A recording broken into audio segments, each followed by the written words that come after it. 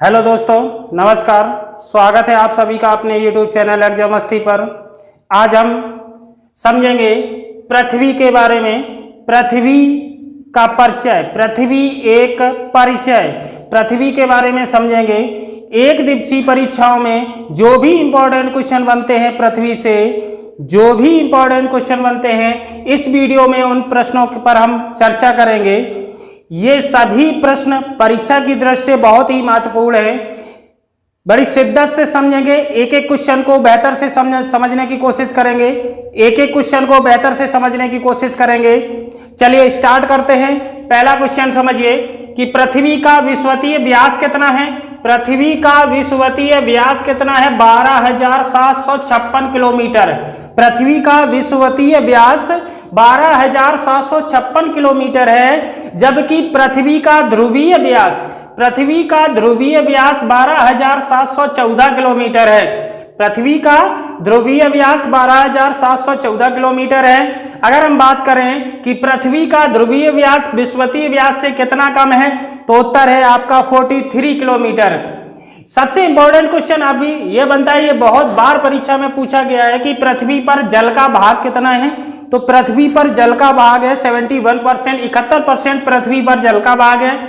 अगर ये भी क्वेश्चन, वैसे तो सभी क्वेश्चन बहुत ही इंपॉर्टेंट है, लेकिन ये क्वेश्चन भी पूछा गया है कई बार कि पृथ्वी की गति किस दिशा से किस दिशा की ओर पृथ्वी गति करती है। तो इसका सही आंसर है पश्चिम से पूर्व की ओर। पश्चिम से पूर्व की ओर पृथ्वी गति करती है। पृथ्वी का अक्ष पर घूमना क्या कहलाता है? पृथ्वी का अपनी अक्ष पर घूमना क्या कहलाता है? तो इसका सही आंसर है कि पृथ्वी का अपनी अक्ष पर घूमना घूर्णन कहलाता है। क्या कहलाता है? घूर्णन कहलाता है। अगर ये प्रश्न पूछा जाए कि दिन रात किसके कारण होता है, तो पृथ्वी के घूर्णन के कारण, पृथ्वी के घूर्णन के कारण दिन रात होता है। और ये भी क्वेश्चन अगर पूछा जाए कि ऋतु परिवर्तन किसके कारण होता है, तो ऋतु परिवर्तन पृथ्वी के परिक्रमण के कारण होता है। पृथ्वी के परिक्रमण के कारण ऋतु परिवर्तन होता है।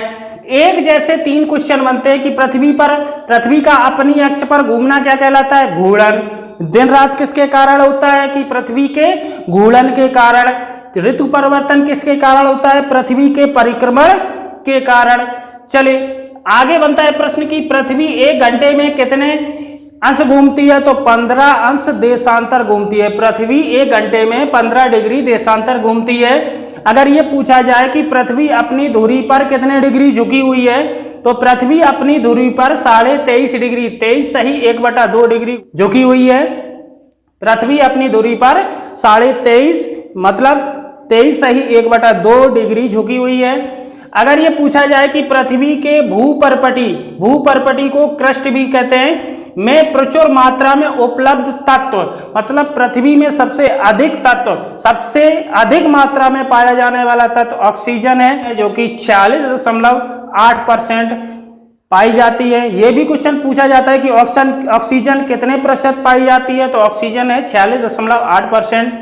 पृथ्वी गोल है, ये किसने कहा था? पृथ्वी गोल है, ये किसने कहा था? ये कहा था पाइथागोरस ने कि पृथ्वी गोल है। आगे क्वेश्चन बनता है कि पृथ्वी की सतह के नीचे का द्रवीभूत सेल क्या कहलाता है? तो पृथ्वी की सतह के नीचे का द्रवीभूत सेल कहलाता है मैग्मा। क्या कहलाता है? मैग्मा।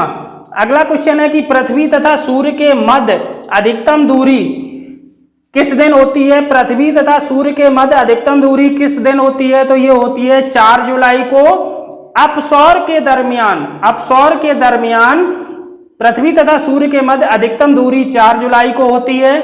और पृथ्वी तथा सूर्य के मध्य निम्नतम दूरी होती है 3 जनवरी को। कब होती है? 3 जनवरी को, लेकिन वो उपसौर के दरमियान होती है।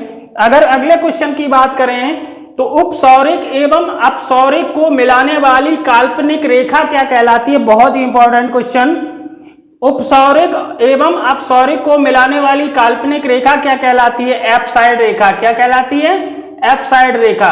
अगर ये पूछा जाए कि पृथ्वी की अपेक्षा चंद्रमा का द्रव्यमान कितना है, कई बार ये क्वेश्चन पूछा गया है कि पृथ्वी की अपेक्षा चंद्रमा का द्रव्यमान कितना है? 1/81। कितना है? 81। पृथ्वी पर सबसे बड़ा हिमखंड कौन सा है? पृथ्वी पर सबसे बड़ा हिमखंड है अंटार्कटिका। कौन सा है? अंटार्कटिका। अगर बात की जाए कि पृथ्वी की आंतरिक संरचना किससे बनी है, पृथ्वी की आंतरिक संरचना किससे बनी है, तो पृथ्वी की आंतरिक संरचना बनी है सियाल, सीमा एवं क्रोड से। क्रोड को नीफे भी बोलते हैं। पृथ्वी की सबसे भीतरी परत कौन सी है? क्रोड। जो क्रोड है, नीफे, ये सबसे भीतरी परत है पृथ्वी की। अगर ये पूछा जाए कि क्रोड किससे बना है, तो क्रोड बना है लोहा तथा निकेल से। किससे बना है? लोहा तथा निकेल से क्रोड बना होता है। और सियाल किससे बना होता है? सियाल बना है सिलिकॉन एवं एल्यूमिना से। सिलिकॉन एवं एल्यूमिना से सियाल बना है। और सीमा किससे बना है? सीमा बना है सिलिकॉन तथा मैग्नीशियम से। किससे बना है? सिलिकॉन तथा मैग्नीशियम से सीमा बना है। अगर ये पूछा जाए, बहुत ही इंपॉर्टेंट क्वेश्चन, कि पृथ्वी का सुरक्षा बाल्ब किसे कहते हैं? पृथ्वी का सुरक्षा बाल्ब किसे कहते हैं? तो कहते हैं ज्वालामुखी को। किसको कहते हैं? ज्वालामुखी को। अगर बात की जाए कि पृथ्वी के बाह्यभित्ति का ऊपरी भाग क्या कहलाता है, मतलब पृथ्वी के बाह्यभित्ति का ऊपरी भाग कहलाता है एस्थेनोस्फीयर। क्या कहलाता है? एस्थेनोस्फीयर। अगर अगले क्वेश्चन की बात करें कि पृथ्वी पर सबसे लंबा दिन कौन सा होता है, पृथ्वी पर सबसे लंबा दिन होता है 21 जून। 21 जून सबसे लंबा दिन होता है, जो कि उत्तरी गोलार्ध पर, और तथा 22 दिसंबर होता है दक्षिणी गोलार्ध पर। यह भी क्वेश्चन बहुत पूछा जाता है। ये इस प्रकार से पूछा जाए अगर कि उत्तरी गोलार्ध पर सबसे लंबा दिन कौन सा होता है, तो 21 जून। दक्षिणी गोलार्ध पर सबसे लंबा दिन कौन सा होता है, तो 22 दिसंबर। अगर छोटे दिन की बात करें कि पृथ्वी पर सबसे छोटा दिन कौन सा होता है, तो उत्तरी गोलार्ध पर सबसे छोटा दिन होता है 22 दिसंबर। उत्तरी गोलार्ध पर सबसे छोटा दिन कौन सा है? 22 दिसंबर। तथा दक्षिणी गोलार्ध पर सबसे बड़ा दिन है 21 जून। ध्यान में रखना होगा इस क्वेश्चन को। अगले क्वेश्चन की बात करें तो पृथ्वी पर दिन रात बराबर कब होते हैं? पृथ्वी पर दिन रात बराबर होते हैं 23 सितंबर और 21 मार्च को।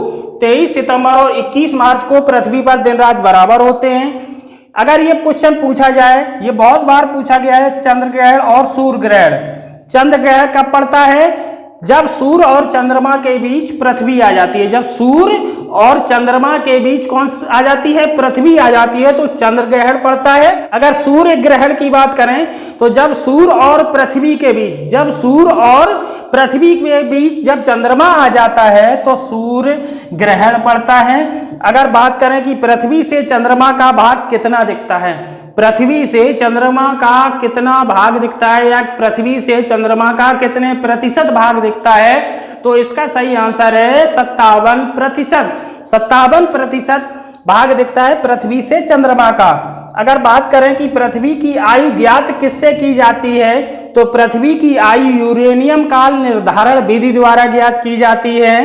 अगर बात करें इस प्रश्न की कि पृथ्वी पर अक्षांश तथा देशांतर रेखाएं कितनी हैं, पृथ्वी पर अक्षांश तथा देशांतर रेखाएं कितनी हैं, तो पृथ्वी पर अक्षांश रेखाएं हैं 180 और देशांतर रेखाएं हैं 360। दो देशांतर रेखाओं की बीच की दूरी को क्या कहते हैं? बहुत बार क्वेश्चन पूछा गया है। दो देशांतर रेखाओं के बीच की दूरी को हम कहते हैं गोरे। क्या कहते हैं? गोरे।